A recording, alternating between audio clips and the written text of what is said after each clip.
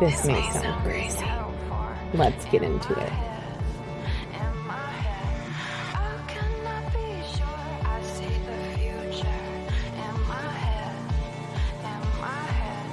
Hi, my crazy cronies. This is your host, Ashley, with This May Sound Crazy podcast. I am here today sitting down with Rachael Cohen. Don't call her Rachel, of Infinite Nature.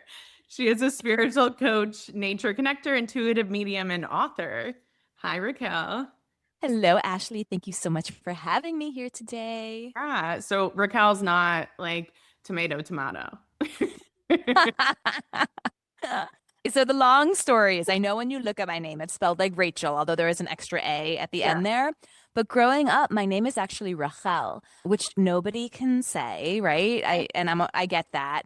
But for some reason, I've just never really identified as Rachel because Rachael to me just doesn't sound like Rachel. So I just introduced myself as Raquel because Raquel is way closer to Rachael than Rachel is. But I also know that people call me Rachel and it just is what it is, you know? I just saw it on your website, and I remember when my aunt started, she's like, "It's Raquel." So we hadn't really talked about like the importance of that or not, but thank you for sharing. That makes more sense now. Yeah. My pleasure. And I always thank my parents for that one. Like, couldn't we have spelled it like Rackael or something, you know? But Yeah. whatever. Hopefully you broke the generational trauma with names. Yeah, my girls have interesting names, but they don't have guttural sounds in either of their names. So Well, mine is Ashley. I think my parents just went through like names and were like, the most popular in 1989, Ashley. it was popular, but it's a really pretty name. And I really love the nickname Ash. Yeah. I don't know why, but I just love the way it sounds. I love the way it is when it's associated with a person. It gives me good vibes. My nieces call me Ashy. I don't know why. Aw, Ended up that way. So, that's adorable. were you always into energy work, or did you get into that after a different practice? Yeah, thank you. What a beautiful question. In some ways, yes. Like in some ways, I was always very interested in energy work, in how our hands can provide soothing and healing and just comfort to people. But I didn't realize I was into that until like basically 2018, 2019. My Oh, background is actually in environmental studies, and I have a master's in marine biodiversity and conservation. I spent years working in zoos and aquariums, writing curriculum, helping people understand why we need nature. It seems like we should just know that inevitably, but like really helping people understand the importance of ecosystem services and biodiversity and how we're all interconnected. Then I took some time off when I was giving birth to my daughters. And after the birth of my second, and I do just want to preface this that I've always had a little bit of a history with anxiety in general. And getting into the field that I was in with environmental education, anxiety came up really strong for me, especially when I was getting my master's program, because it was very doom and gloom. It was very like everything they were teaching us was like, we're terrible, humans suck, we're ruining everything. So I dealt with a lot of anxiety around that. And then after the birth of my second daughter, all of a sudden I felt all this anxiety come up for me again. I'm sure it had to do with some postpartum hormones as well as just the state of the world. And I started utilizing a relationship with plants and creativity as a way to help me move through anxiety. And that literally unlocked so much for me.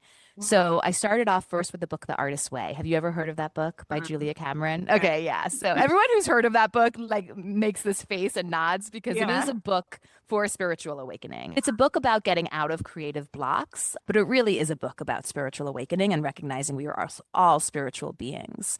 So after reading that book and doing some therapy, I started feeling compelled to make little pieces of succulent art during my kids' naps.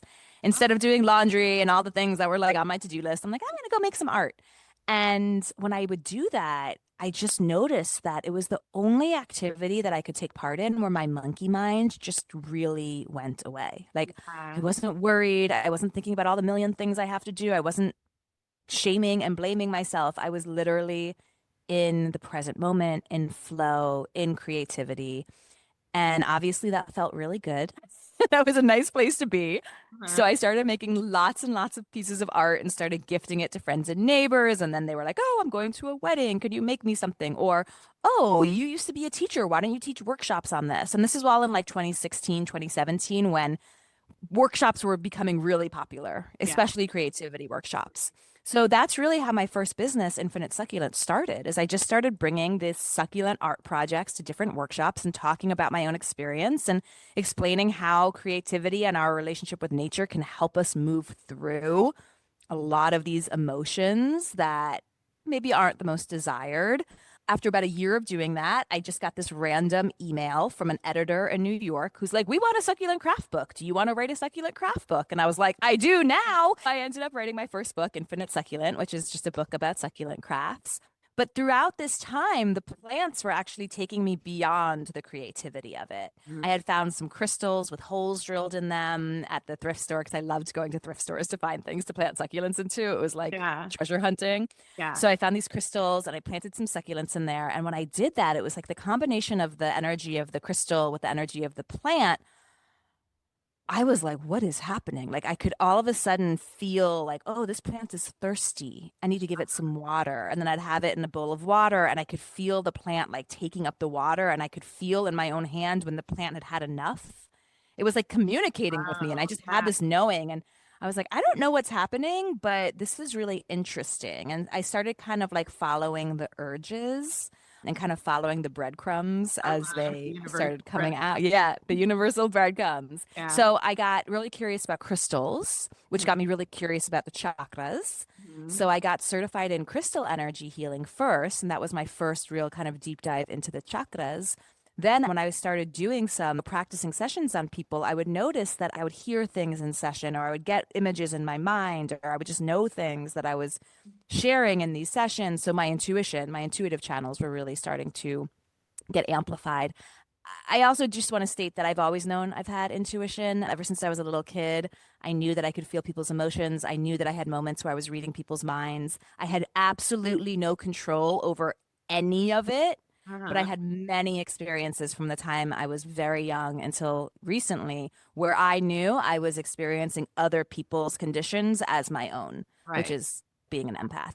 Yeah. So when I was starting to do energy work on people and these channels were getting amplified, I was like, you know what? I want to learn this. I want to feel like this is a tool as opposed to something that kind of comes over me.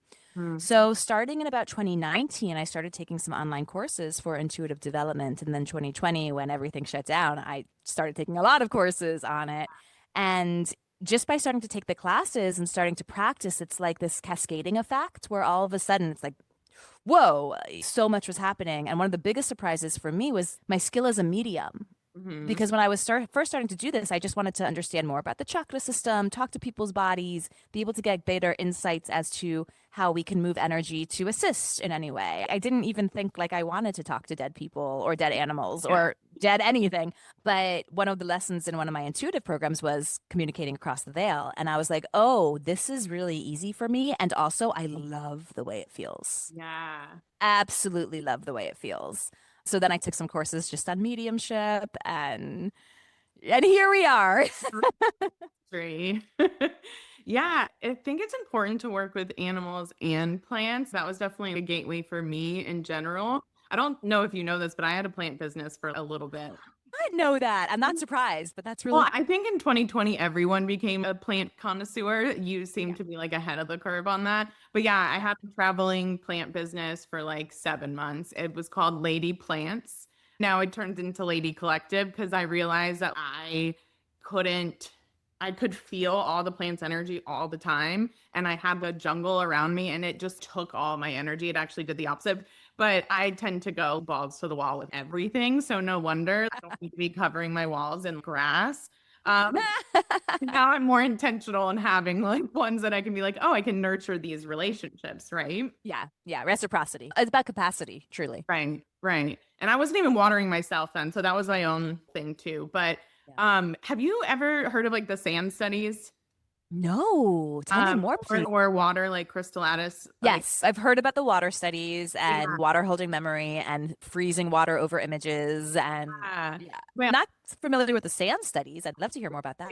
I think the point of that was to get to the water. Okay. They have studies where negative vibes versus positive vibes on the way that water is under a microscope. And they say positive songs will make it a whole crystalllatus, and symmetrical, where other feelings, lower vibrational feelings or music, makes them more asymmetric. One of the things I loved about working with the plants is the way it helps us kind of work with all the elements as well, and kind of get us aware of how elemental we are as well. Right after your daughters were born, and when you started working with plants, it's about staying present, right? Those were like the two things that came up, because anxiety is you're worried about the future, but to kind of bring them back and stay present is definitely something that like I'm learning, and I think it's very difficult.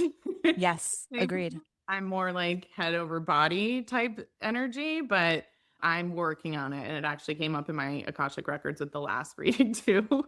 Just 5 minutes. I'm like, what advice would you give to the listeners about staying present and being grounded? I'm actually give advice from the plants as well, which is remembering that we are human here on Earth, which means it is absolutely vital that we stay grounded to Earth as a child of Earth, even as we are also ascending the human condition to recognize that we are spiritual beings. And this is also important when it comes to being an energy worker. This is also very important when it comes to being an intuitive. And it's about anchoring your own energy to Earth, using Earth as a source, as a battery pack for you. It's absolutely, absolutely integral in all the work we do. This is about being grounded. It's about being connected to your physical reality, even as you explore the multidimensional reality that is a true part of who we are. Yeah. It's the yes and. And in order to really go into the yes and, you have to be in acceptance of what you are here and now, which means you have to stay grounded to Earth. Yeah, I love that. The two themes that I've had this year is yes and. I've been paying attention to what people say and how they say it. And a huge one for me is discernment, because I tend to listen to people who take it. When people say yes, but I'm like, oh, you're kind of not my people yet. You might evolve, but like it's not right now. I have that on my Instagram. Yes, and it's a fantastic lesson that comes from improv, actually. Yeah. It comes from the world of improv, that one of the rules of improv is you always say yes to what your partner brings and then you add to it. Oh, okay. So instead of being like if someone in improv brings to you like, okay, here's a good example. I was in an improv thing and they're like, oh, look at all these butterflies. And one person was like, we're capturing all the butterflies and we're pinning them to the thing. And I was like, I don't want to do that. So I'm like, yeah, and we're letting some free. You know what I mean? Yeah. So yeah. Yes, that. And we're also doing this. Yeah. And there's a process in between before pinning where they are, and we did not kill them, but. Right. No, but again, like without negating what the other person's doing, we can also do what I want to do. Yeah. Yeah. I think that's important too, because when you start getting into energy, there's so many things you were like, oh, I don't know if I believe that, but I believe this, right? Yeah. Or even in just like the wellness spiritual world, I think so much of what we're trying to do in this world is actually decondition from a lot of limiting beliefs that we are raised with. But unfortunately, I do see even in these worlds, we often still condition other limiting beliefs. God, I can't even talk to you people anymore because gives me chills, and I like back to the grounding. Like I need to get grounded in it, because with all my past 3 podcasts, you guys already say what I'm thinking, right? And I get chills. Yes. Yeah. Well, you're getting confirmation for your own intuition. Yes. Yeah. And I honestly let people know often one of the first ways that our intuition really comes online for us is exactly what you're talking about right now, which is that you know what people are going to say before they say it. Right. Yeah. I think of like self-limiting beliefs as a whole. I call it you're in the hole, right? You're back to the monkey mind type thing. Is just because you're evolving doesn't mean you don't go in the hole all the time, right? I feel like all of 2025 has kind of been a hole. Yeah. Well, that's the year of the snake too. Are you? Yeah, I'm aware. Yeah, where everyone's like, oh, it's my year. Well, the year of the snake is not going to be everyone's year, because you're shedding exactly what you were saying, old constructs, old things. A lot of people have breakups, moves, new jobs, and all of that. So what do you think about the year of the horse coming? Mm. Well, I haven't sat down to connect in intuitively because I'm not really so much a future forecaster. I'm not that. I let a lot of the other intuitives do that. The only way I ever do future forecasting is because I work with the moon. And so I'll like intuit what the next theme of the moon is about 2 weeks in advance of the actual lunation. But Gotcha. I'm not someone as an intuitive who's like, here's what's coming ahead. Just because in my experience, the future's so dependent on the present. Mhm. And we're in a very volatile time of the present where we can go in lots of different directions Right. depending on our consciousness. Yeah. And the consciousness of the collective is very varying at this moment in Right. time. Yeah. So, in a lot of ways, the future is also very varying depending on where your consciousness is at. And by no means am I one of those people who are like, new earth and we're splitting and some people I no that spirituality means we're all included in this, right? Like to me that's just like the rapture whitewashed in a new way, right? Like Yeah. I don't believe that, but I do believe that the consciousness that humans have right now, we're evolving, and some of us are evolving with it and some of us are not, and that's really the split that so many people talk about. But in terms of just the energy itself, yes, 2025 to me has felt very much like a systems interrupt year, a year of destabilization, a year of shedding, a year of kind of deconstruction. And I think 2026 feels like a year to me where we're going to be in the action of constructing again. I don't think we're going to be in a place of like, we're there. I think we're Right. going to be in a place of Yeah. like, oh, we're getting there, as opposed to like now where we're like, where the fuck are we? You know? I pictured it to be on a carriage. We're moving, but the Yeah. road might Yeah. be rocky, right? If you think about even in tarot, what are the cards that we see the horses in so often? There's the chariot. I think we see a Yeah. horse. Do we see a horse in that? I think there's a horse we actually see in that. I'd have to look at my tarot deck. I think about that chariot energy, and it is an energy of moving forward. There's like momentum to it. There's like, okay, we're going, we're getting up and going. And I think horse has a lot of that to it. A couple things to think about. They feel safer in the group. And being herd animals, there's also a little bit, not so much like deer, but there's a little bit of a vigilance to them as well. Am I safe? Am I safe to keep going? Are we safe here together? Am I safe on it? No. You know, I'll probably tell you about this. We rode horses in Iceland, and they're a lot smaller, but you're not supposed to call them ponies, but they have purple hair. Anyway, Yeah, they're probably really hairy. it's funny because like working with animals and feeling I cannot handle being on a horse. Like mine was like Mm. digging and jumping and running. And I know it's my energy, but I'm scared shitless, right? So they say to say the cadence slower. And Yeah. you get that in dog training world, but not when I'm like in crisis. So I'm like, oh. And Yeah. it's obviously running because it's not the Yep. right, it's like the cadence. Horses are extremely sensitive energy beings. Uh, I used to work with horses okay. a lot as well. And I even did work with horses with kids with developmental needs. So we did like horse riding therapy, equine therapy as Yeah. well, which I absolutely adore. I love animal therapy of all kinds. It's I love really that people love powerful. it. I like it on the Oh my ground. God. It's so powerful. Well, what's interesting about the horses, it's really good for kids with like spinal bifida, kids with the inability to walk, because when you're riding a horse, it actually mimics, when the horse is just walking, it actually mimics a little bit the gait of the human body Yeah. walking, like for the hips and stuff. So just like physically, it can be good for those kids who don't actually have that movement. But what you're describing, horses in general are extremely sensitive to other people's energy, and they're very sensitive to their riders. Very sensitive. Now, of course, horses that are being used more for like trail rides where there are a lot of people, they tend to be the horses that are going to be like, oh, whatever. You know what I mean? But what you're describing is where you can kind of feel that sense of, I can't get calm up here. And the horse will feel that and will often respond in that way. It's kind of like when we're working with kids who are afraid of dogs, you're like, the last thing you want to do is run from the dog, right? Because Yeah. dog can smell your fear, and as soon as you run, you trigger that predator prey response. Oh, I know. In those situations, I would really advise you working on getting into a calm place with a horse on the ground Exactly. before Yeah, working yeah. on their back. Them on Yeah. the ground. It's not that I don't like them. I just like Oh no. I don't like being out of control in that way. When it comes to the universe, I'm fine. Like I used to be like, oh, I don't want change. And now I'm like, because the carpet will be pulled real quick. And now I'm like, you know what? I'm Jasmine. Let's go. But Yeah. but yeah, I actually was just watching 28 Days this week with Sandra Bullock when she goes to rehab. And Oh, I haven't seen that movie in so long. I know it's so it's very old. I've been in like nostalgic territory this week with movies. Yeah. And yeah, the whole thing is she ends it with picking the horse's foot up. That's right. Like I forgot about that part. Yeah. It's So all about trust. And it's really about trusting herself. That's Oh. really beautiful. I like what you were sharing about how our relationships with plants and animals really truly can be our way into greater relationship with the divine as well as to our own intuition. And it makes a lot of sense because plants and animals are always communicating to us. yeah, They're just communicating in ways that are nonverbal. right.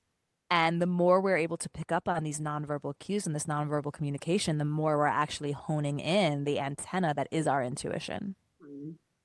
Yeah, there's a bunch of wasps by my pool, and my neighbor won't even go because of it. But they're Okay. always like getting themselves in situations in the water where like they need to be saved. I picked them up. My sister was like, "You are diabolical," but I'm Yeah. not afraid of them, so they're not afraid of me. They want someone to move their nest. What do you mean? They keep getting in the pool because they don't actually want their hive to stay in that spot. Oh, But interesting. I don't know exactly how wasps work. I don't know if they need the queen to move. I don't even know if they're like bees and they even have a queen in the same way, but typically a hive won't move until the queen moves. Tell that bitch to get on the horse. I don't know if wasps are the same. I'd have to do a little Yeah. bit of more background. But when you shared that with me, I got an intuitive hit that the reason they keep showing up in the pool is because they're wanting someone to get rid of that hive there so they can move. Interesting. I'll tell my neighbor to have her boyfriend get at it because she's always like, "Can I destroy the hive?" Yeah. If you need Yeah. to. They'll make a new one. Yeah. I don't actually think they want to stay there anymore. I'll let But if it's there, that's where they're going to go. Yeah. What is something that you've learned through this that your younger self probably would have rolled their eyes at? Rolled her. Oh, that's such a good question. I need to sit with that one for a moment because my younger self isn't a big eye roller. My current self is a big eye roller. Yeah. But my younger self is like awed by everything, right? Like that's my magical inner child. But let me see if there's something that. Okay. Yeah. Yeah, this is a little embarrassing, but this is something that she would roll her eyes at me right now. So a big thing that I've been incorporating into my own practice, especially over the last 2 years and this last year in particular, is more embodiment from the body up and a lot more somatic work, a lot more somatic experiencing and nervous system regulation and repatterning, not so much from the mental side, but from the body. And part of that is we do kind of weird things. Like we make weird sounds and cry a lot and make weird shapes with our body. And my younger self is definitely rolling her eyes at me at that. Yeah. And also, there's another part of me that's even younger than the version who's rolling her eyes that's like, yes, more. You know what I mean? Yeah.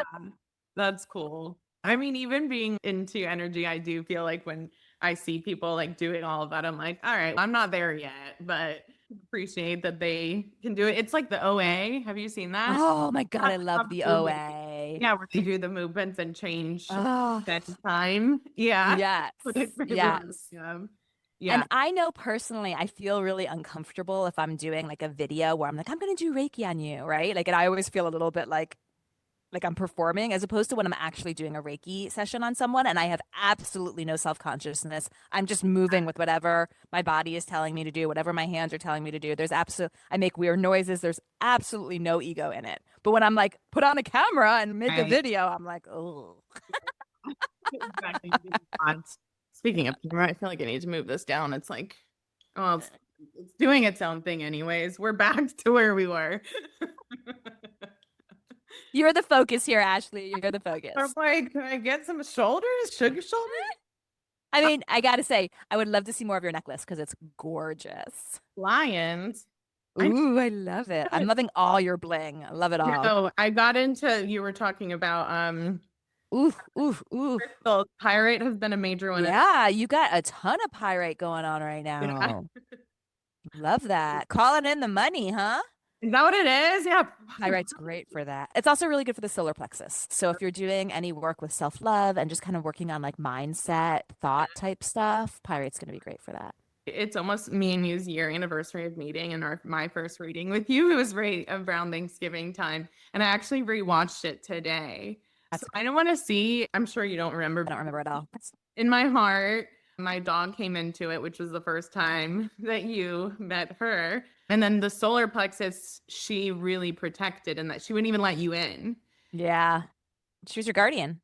Yeah, she was guarding that solar plexus. So can we Yeah. tune into that and see? Yeah. Yeah. Okay. If it's all right with you, I feel like I'm going to be taken to your solar plexus first, but let me just connect in and we'll see what happens. So just give me a moment so I can connect with you. Usually I say a little prayer. Thank you, Mother Earth below. Thank you, Father Sky above. Thank you, Great Goddess above all else. Thank you to my higher self, my spirit guides. We connect. We connect in with Ashley's energy. There you are. Okay. So I'm actually taking to your root chakra first, and your feet want me to tell you that you're doing a much better job of staying present on Earth. Yay! Your feet are like, we like this. Every day we intentionally make a connection with Earth and we suck it up and we like it. It feels more organic for your body now. It feels more like a natural thing your body does now. Your feet are like, we've got this. We know this. This is home. We got this. So I just want to share that first. Okay. Okay. Yeah. Here we go. Solar plexus. Ooh. Yeah, you're taking a ton of energy in the center of your solar plexus. I also am seeing a really beautiful spirit guide energy when I'm moving into the solar plexus for you. Female energy. She's wearing a white gown that has edges of gold. It's gorgeous, absolutely beautiful. It reminds me a little bit of the gowns I'm seeing Ariana Grande wear for this Wicked thing right now. Like they're really big, but she's way bigger because Ariana Grande is like way too skinny. She's like, but we're filling out the gown. Like this is how it's supposed to look. Every body shape and size, whatever. But in this image of what I'm seeing, she's like, we're filling this out. Yeah. So you're taking a beautiful amount of energy in the front of your solar plexus, and your solar plexus itself is receiving and it's very actively moving this energy around your system. The solar plexus, as I connect with it right now, is in very much almost like the energy it's giving me is like oh my God, what's the word? Like a factory. Remember Laverne and Shirley? And they're like working. I'm just kidding. They're like schlemiel, schlemazel, and they're like working on like the and it's like the factory lines and like just everyone's doing their thing. So the energy in your solar plexus right now is very productive, but it's also very almost like synchronized. Like everyone is doing what they're supposed to be doing so that it feels very efficient in the way the energy is being received and circulated, which is wonderful. So this is just the front of the solar plexus. I'm going to go to the back side of the solar plexus to see what's going on there. Okay, so on the right side, you do have a little bit of what I call a pass through, which means some energy in, some energy out, but you are taking a really good amount of energy in back left. And when I feel the energy moving in back left, there is so much humor and there is so much like, I don't know how else to describe it. It's like a combination of reverence and irreverence at the same time.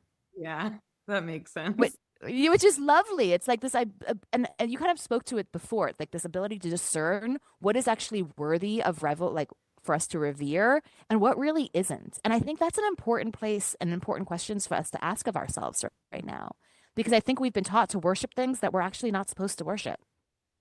Yeah, of course. And a big part of what so many of us are coming to right now is, where does my worship deserve to go? Mm-hmm. Where is my worship going to feel reciprocated? Yeah. It shouldn't just be one-sided, right? Like the Yeah. things that we worship, it should feel like they worship us in return. Yeah. I believe that Yeah, to me that's feels such like the a big truest thing. sense of divinity is Mhm. when I feel like, not like for the moon, like I'm, oh my God, I love you so much. You're so glorious. And I feel her love me back. Yeah. Yeah. The same with Earth. That's my relationship with Earth. Mhm. And in my third book, Self-Care for Eco and Anxiety, what that book is all about is recognizing that we can't be in this place, because I was in this place for a long time in environmental education, of feeling like, well, I love Earth so much and she hates us. We are not worthy of her love, Yeah. right? And that's been a huge shift for me to realize not only do we love Earth, but she loves us back. She loves us. She wants us to get this reciprocal relationship down. Mhm. Not just for her, but for us. Yeah. Yeah. She doesn't need us. We need her. Mhm. Well, maybe she needs us. I mean, a little bit. But like Entertainment. she'll be fine without us too. She was fine for billions of years without us. Yeah. And also she could get rid of us like this if she wanted to. And we're still here. Yeah. So Yeah. yeah. Last year when we talked about solar plexus, I had a leak and Nava was plugging it. Oh, I don't feel a leak. What I'm feeling for you is what I call it in the back right is a pass through. So I like to distinguish between pass through of energies and leaks of energy. For me, a leak is when the person is leaking their own life force out of their body. Yeah. A lot of times people will, because here's the thing is important to know about chakras. They are meant to take energy in and let energy out. Mm-hmm. Both. Sometimes we want energy to go. Yeah. If we're releasing impatience, if we're releasing self-criticism, if we're releasing judgment, like, these are great. Like, keep it going. Nothing's wrong here. Like, let it flow, right? Yeah. So for me, one of the things I do as an energy worker is whenever I feel energy exiting the body, I always check in. Is this energy life force? Okay, if it's not, then I consider it a pass through, which means some of the energy that's being taken in is just passing right through the body. And then what I'll do from there is I'll feel into, I call it the flavor of the energy. Like, what is this energy that's exiting? Is it something we want to go? In which case, kudos, all the power to you, continue. No notes, you know what I mean? Or are we not taking in and holding all of the energy that we want because of some kind of capacity thing, right? In which case we can work with that. We can create more space, we can send more energy in, we can slow it down so we can be a little bit more sustainable with it. You know, there's a lot of things we can do. Mm-hmm. But first we have to have a little bit of awareness. So if you want, I can feel into the flavor of the pass through that I'm feeling for the solar plexus for you. Good. Okay, amazing. Okay, so going to the back right. Okay, there it is. There we go. So what's the flavor of energy that I feel exiting? Okay. Oh, I love this for you. I feel like this is something you've been working on for a couple of years, actually. And it's this idea of like, in order for something to be done, it has to look this certain way. Like, so following someone else's model, following someone else's kind of map. Like, you're in a place now where you're like, no, I'm going to do it my way. Yeah. The only way I can do it is to do it my way. But I do feel you exiting a little bit of old programming that's like, no, this is the right way. It's got to be like this. You need to cover this many things. Blah, blah, blah. You know what I mean?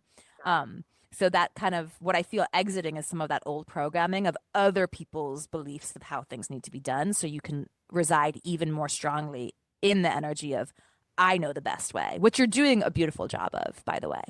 Thank you. I've definitely worked on paying attention to what's mine and what's not mine. And I literally will be like, if the thought has been put in my brain by some outside source, I'm like, Oh, that is not mine to keep anymore. Because there was a point where I didn't even know I was creative. And I'm like sitting here, like literally painting pots. You know what I mean? yeah. I do know what you mean. Yeah. I was just having this conversation with a client yesterday during their Reiki session. Yeah. The same exact, I'm not creative. And I'm like, your body is saying the exact opposite, like the exact opposite. Right. Coming from her throat chakra, which is like, that's true. That's her truth. Yeah. You know? Yeah. I think that has to do with how are we defining creativity? Mm-hmm.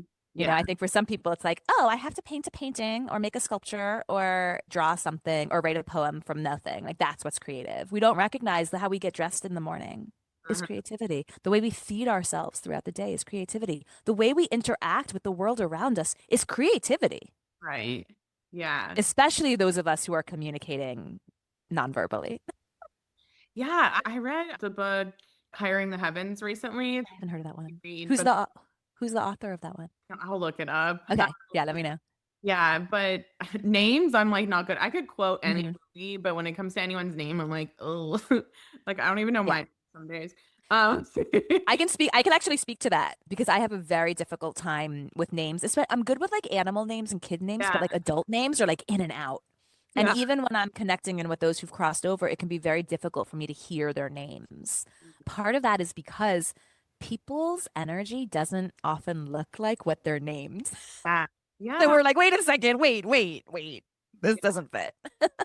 I know. At the shop, I'll talk to people for like 2 hours, and then on the way out, they'll be like, "What's your name?" I'm like, "It doesn't matter." I'm just the owner of the shop. I'll see you next time. Yeah. I'm the lady of Lady Collective. Ooh, the lady of the shop. Ooh, I love that. So they talk about creativity and they say God is the creator. I'm not really like into organized religion, but they say God is the creator and it's not just like him versus us. We're actually the O in creativity of that word. And we're actually what No. simultaneously together, which I thought was super cool because yeah, the whole thing, the artist way too, is we are all creative. Yes. Come here to create. Yeah. But I was like, oh, I'm very science based. I'm not a creative. And that was something that I identified with for a while. And then I went back to looking at my childhood and I literally put like the balloon strings like with the scissors and hung it all over my ceiling. Like like little curly stars. So I'm like, okay, well, we lost track for a minute there. Yeah. And not to mention, I would even argue that I think it takes a lot of creativity to be a scientist. Yeah. Yeah. I think it takes a very creative mind. I mean, yes, there's a lot of parameters as well, but I think it takes a creative mind to come up with scientific experiments, Mhm. to ask the scientific questions, curiosity, that comes from a very creative mind. Yeah. It is just funny though, especially like in the medical field, like those are like Oh, yeah.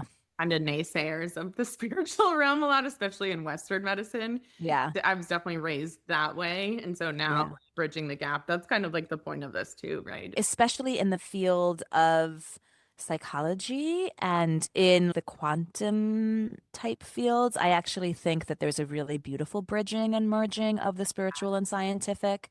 And I think there's a lot of people who are involved in the sciences who have a really, really beautiful faith because science only gets you so far. And then there's always this question of what started that? Right. But Yeah. what started that? But what started that? But what started that? Right? My background, I was raised in a modern Orthodox Jewish home, which is very religious. I am not a religious person, but it's very religious. There's a lot of aspects of spirituality, but also my family is very grounded in the sciences. My dad's a pediatrician, my mom's in education, two of my brothers went into medical school, right? So it's very grounded in that, but there was always this, there was never a question of faith for Yeah. them with also this like being very, very grounded in reality. In fact, I'm the weird one who talks to dead people. And you should see, it's crazy. It's so weird. Like I've been back home for a couple of my nieces and nephews' bar mitzvahs and bat mitzvahs. And yeah, and it's just so weird. But like one of my nephews told his friends, oh, my aunt like talks to plants and can read your aura and stuff. And then all of a sudden I'll be surrounded by a group of kids and they're like asking me questions. And then they're like, I'm reading people's auras, I'm telling them stuff. They're like, how do you know that? And then all of a sudden their parents, like every time I go to one of these events, I become like an attraction. And like I have a line of people who are like, how are you doing this? Wait, read me. And I'm like, I did not think that this community would be so open to this, but they are so open to it. And my brothers were like, I think I should pay you because you are like entertainment at this event. And I was like, you know what? Maybe you should pay me.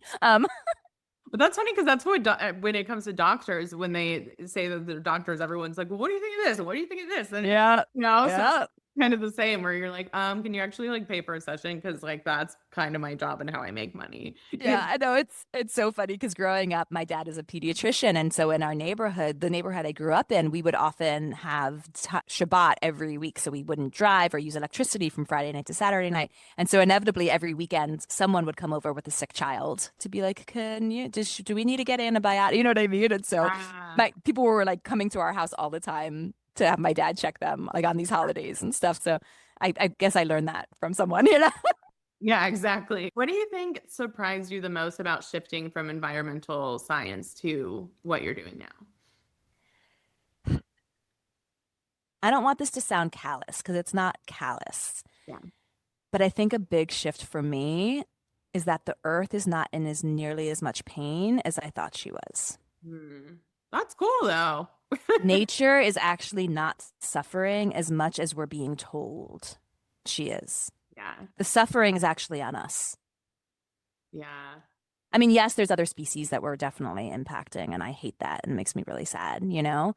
But nature as a whole, and for me, nature is Earth and the moon and the cosmos and the fact that like the Earth rotates around the sun in just such a way of, you know what I mean? The celestial and the earthly are all nature for me. Going from what I was doing with environmental education, where it felt like the onus was all on us, to this place of understanding that life itself has an intelligence far beyond the intelligence of what it is to be human, has actually relieved a huge amount of anxiety for me in my life. Yeah. and relieved a huge amount of fear. And it's not to say that I don't still care about the environment. It's not to say I'm not still recycling and I've got, we've got solar panels and I capture rainwater and you know what Yeah. I mean? And I'm still, in my business, every dollar made, a dollar is donated to plant a tree, right? Like this is a huge value of mine because I believe that we're interconnected and I believe what we do to our planet is what we do to ourselves, right? So that will always be a value of mine, but I'm no longer existing in this place of fear and this place of kind of the sensation of like we're abandoned, we're unloved, we're Yeah. we're bad. That's We're what I think bad. the opposite of fear, right? Is love. Yeah. Yeah. I don't even know if I know exactly what the I'm just opposite of saying. fear is. I think it can be a lot of things. I think it's love, but I think sometimes it can also be faith or trust or there's lots of different flavors of fear, you know? I think there's a lot of different octaves of it. And so I think there can be a lot of different octaves that also remedy it as well. So it's because I feel like this is a little less existential, but I feel like when people buy a plant, they're afraid to kill it. Mm, Talked about this before where plants yeah, are afraid of death, right? So not it's afraid of death at all. like okay for the journey. And you Yeah. were trying to be my plant mama. Actually, that goes back to 28 days because they were like, take care of a plant, take care of a dog, and then you can have a relationship. But the guy's plant died, and it was like, it's okay. If it passes, that's kind of part of the Yeah. journey with you, right? Yeah. I always say, because the people are like, oh, I killed it. I'm like, you didn't kill it. You just let it die. Yeah, different perspective. Like, yeah, I'm sure at certain points you offered it something. You know what I mean? But this is about learning how to be in relationship with a very different type of sentient being. Yeah. And it's okay for that to take some time. I have been working with plants for almost 10 years now, and I still let some plants die. Yeah. And that's okay. They don't hold it against me. I don't hold it against myself Yeah. at this point. And there are certain plants that I'm just like, yeah, we're not really made to have a good relationship. Ferns and me, we're just not. Me and Just not spider gonna have plants it. are supposed to be the easiest. We do not like each other. Yeah. Yeah, I'm the same. I am not the biggest with spider plants. I know that they're so easy and they're so prolific, and I've just never done that well with them. But some people have such a hard time with fiddle leaves, and I do not. Yeah. My fiddle leaves and I think it's because I'm a dancer and I think fiddle leaves are dancers. Yeah. They like to dance. And so I think there's just the energy there. But like I have no trouble with my fiddle leaves at all. Even propagating, I can propagate my fiddle leaves. This one's from propagation. This one right here, who's huge right now. This was Really? clipped from one of my other plants. Yeah. Asked you about it before because the reading, when I rewatched the reading, you had it in the background. Right. I'm like, where's he at? She grew, that was just a year, she grew a huge amount in this last year. Haven't we all, or not all of us? Oh my God, you know what? This has been a big growth year. I Yeah. agree with you. I agree with you on that. Um, can I you feel Nava, just so you know. I feel her very strong did all you of a hear me sudden. think about that? I don't know. I all of a sudden I was like, whoa, she's Where- here. Yeah. Is she protecting me? She doesn't, you don't need her protection. Yeah. You don't need her protection, but she's loving you. Yeah. She's cheerleading you. She still likes to, I see her doing this cute little gallop thing. Like, did she used to do this cute little run? I thought everything she did was cute. So Oh yeah. But like would she do this little like when she was excited about something, almost like a horse, like a little like canter or yeah. something? That's Yeah. what she's showing me. She's doing this little like canter behind you and she's just really excited. She feels like there's a lot of momentum moving in your favor right now and you're kind of just like on the wheel as it's just like Yeah. you know what I mean? And I don't mean like, oh, we're going down. I just mean like we're just riding the momentum. Right. Exactly. The horse on the carriage. Oh, Yeah. Yeah. Yeah. This is interesting. Have you been thinking about dating at all? yes. I was Yeah, gonna ask she's that. bringing that she's bringing that forward. I can feel someone coming in.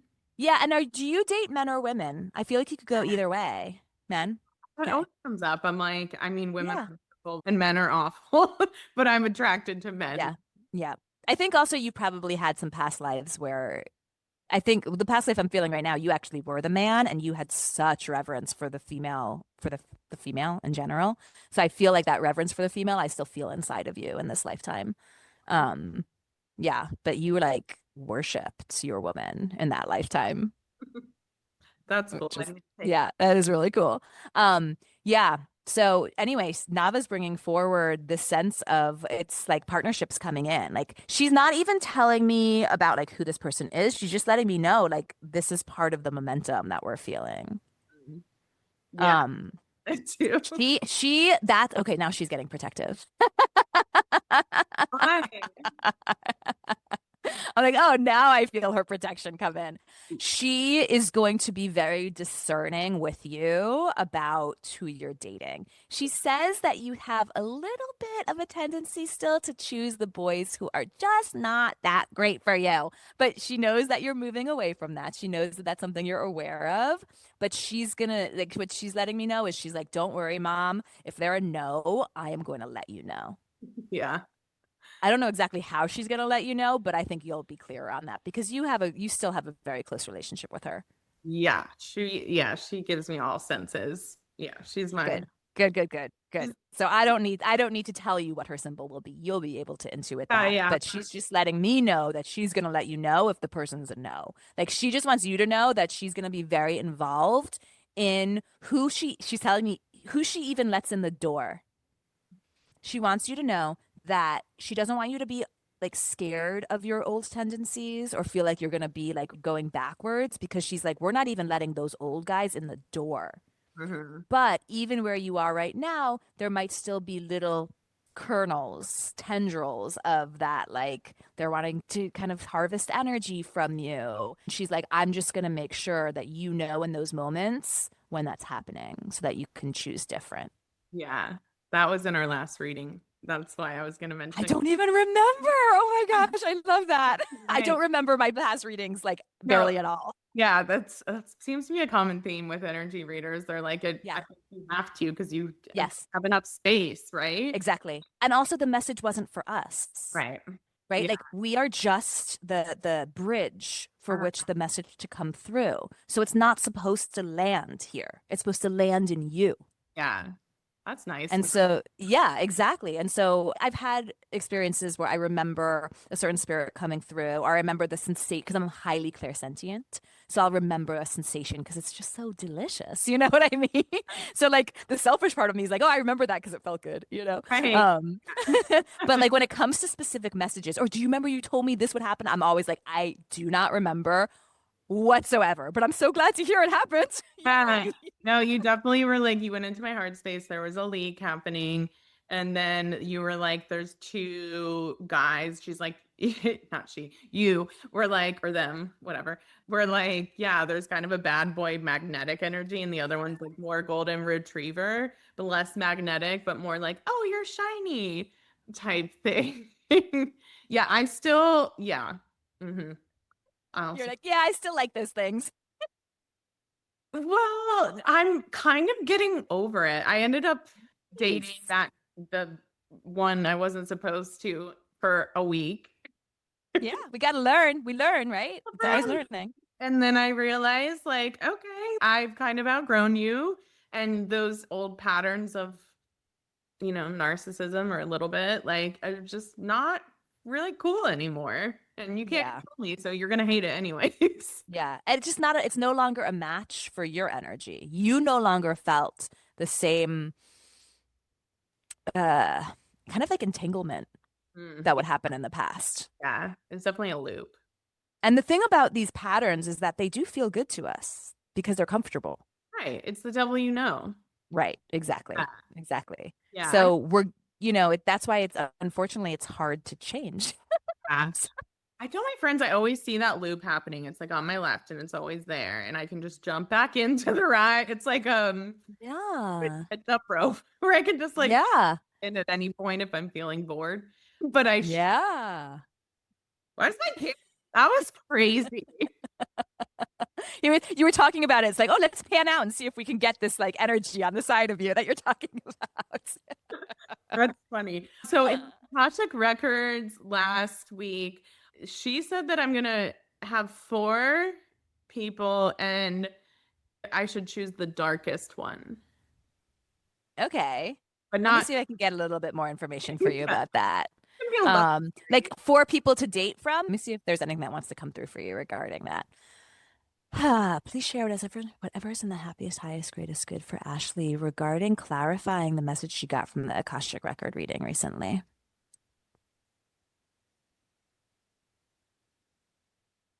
Yeah, this is interesting. I'm getting a combination of dating, but also colleague information.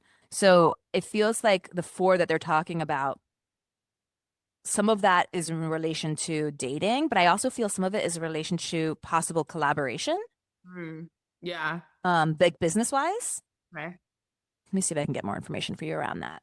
So I'm going to go down the string. So the way it works for me is I always feel like, and this is probably string theory. I don't know that much about string theory, but with the way it works for me is when I'm going in, I feel like I'm standing in the center of a huge tapestry where I'm in the threads and the threads are going in every different direction. And I'm like, okay, I ask the question and I wait to see the golden thread that like starts glowing. And I'm like, okay, there it is. Let's follow that one. Right. And right, so there's always this like different way to go. So right now, as I'm in this question, there's two different threads. There's the thread of romance, and then there's the thread of work. And the golden one is the one of romance. So I'm gonna go down that one and then see if we can get more. And then I'm probably gonna have to go get my kids from school. Yeah. But let's see what we can get first. Okay, so moving down the golden thread of romance. Okay. So the first thing I'm getting for you is that the first person who's coming in is going to feel like a breath of fresh air, and he's going to feel very funny, and it's going to feel very like we're making light of a lot of things. And that's going to be a really nice energy because things can feel really dense, especially right here and now. Like the world feels really dense. And so this is a nice counterbalance to it, but also he's not very serious. Like this is just for fun. It's not really going to have like legs, you know what I mean? Okay. Like but it's great just for fun. Yeah. It's great for like I need some lightness, but when it comes to like really a partner, like that's not going to be the person for you. That's just for shits and giggles. And we all need some shits and giggles, right? You know, like yeah. But then there's a second person and he has a more serious energy to him, but I have to say there's a sensitivity to him that usually is not attractive for you. And this is where it's going to be different. Yeah. Because this isn't going to be someone you're immediately attracted to. Okay. It's going to be someone who's probably going to start off and be a friend for a while. Okay. And then all of a sudden, it's going to be like, oh my God, you're amazing. You have the capacity to hold more than I've ever thought was possible. And I'm actually you yourself, I'm actually in a place right now where I want to be held. Mm-hmm. So you have to get to a certain level in your own experience of yourself before you're ready for this person. Yeah. I have a feeling this person's already in your life. I don't think so. No, maybe soon. But that's what I'm getting romantically is like I'm feeling two different people. The first one's going to feel more fun and like that's the actual dating. And the second person, it feels like it's not going to actually come out into something romantic for a little while. But I don't want you to like be like, okay, this is what Raquel said, and now this is what, like, let's also say everything I just said. That's great, and then whoosh, put it away. Yeah, no, totally. Let's see what happens. That's what I like to tell people too. I had a reading a while ago that was like, oh, you're going to have a traveling business. Did I? Yes. Did it happen for longer than a year? No. And it was such a little stint. It was fun. And like, that was it. It's not that serious. Right. So, yeah. I mean, of course. And the chances of you changing paths or meeting someone else is like, you can also do that too. So yeah. And it could be also the two that I'm feeling in are the ones that are going to have the most impact, but there's lots of other people you're dating in the midst of that too that just weren't coming through for this read because they weren't that important, right? Yeah, I don't know. But interesting. Yeah. But just know for what I'm getting for you, it does feel like there is a really, really beautiful partnership coming your way, but it's going to be probably a few years and you're going to have some fun dating in the meantime. That's what I'm getting for you. All right. Fair enough. So no pressure. You don't need to put a lot of pressure on it. For 12 years minus a week. So anyways, enough about me. Do your spirit guides, our ancestors, anyone want to have any last messages for the listeners or ourselves or anything like that? Yeah. This is a big theme in my own life right now, and I can hear my spirit guides repeating this for the collective. In this lifetime, we have the honor of learning to trust ourselves. Mm-hmm. So if you notice that you're in that place right now where you're learning to trust yourself, please know that that is an honor. There's nothing wrong with you. Yeah. You're in an honorable place right now. It's And beautiful. getting to know yourself is going to be one of the greatest gifts of your whole life Yeah. in every lifetime. Yeah. That's deep and beautiful. I wish I could stay on for another hour Oh, with I you know. because I I know have like you have so to much go. more I want to talk to you about. I know. I know. We'll figure that out. Yeah, we'll have to do another one about like the moon or about like, the different clair abilities or just like animal communication or, we Saying could just everything I was go thinking the whole time, but trying to stay present during it. I just wanted to thank you for joining. Real quick, where can people find you? How can they book? And do you want to give them a promo for listening? Yes, I would love to. Thank you so much for this opportunity, Ashley. I love having these conversations. Like they are so life affirming and so life giving. So you can find me on my website, ourinfinitenature.co. You can also find me on socials. I am the most active on Instagram and TikTok. You can find me there at Our Infinite Nature Raquel. Okay. It's long, but just do Our Infinite Nature R and I'll pop up there. And then a code for listeners. I would love to give a 10% discount code for anyone who's listening who would like to book their own session. I do chakra reads. I also do intuitive reads, spirit reads, mediumship, all that kinds of fun stuff. We could talk to your spirit guides. We could talk to your current animals. We could talk to departed animals. Lots of fun stuff. So the code for that is Green Witch, all one word, all capitalized. Love And that. you'll just put that in when you check out and you'll get that discount. Thank you for offering that. And thank you for Yeah. and tell Nava, don't worry, I'll listen. Listen to She you. knows. She knows you're listening. She knows that she's still very much in communication with you. She knows. Thank you for mentioning her, though. I appreciate that. Yeah. Oh my goodness. She wouldn't let me. We could talk forever. Love you so much. And tell your kids hello. Thank you, Ashley. This was so much fun. I really enjoyed it. I look forward to more. Thank you guys for listening. Join us next week. I don't know what we're talking about yet, but there's going to be one. So talk to you soon. Bye.